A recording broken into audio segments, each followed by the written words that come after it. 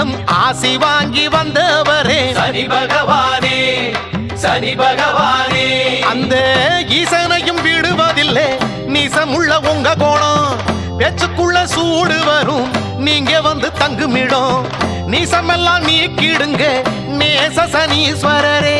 குளிர்ச்சி அடைஞ்சிடுங்க எள்ளு சாதம் படையலிலே. திருநள்ளாறு சனீஸ்வரா திருப்பம் தரும் நல்லீஸ்வரா. சனி பகவானே, சனி பகவானே.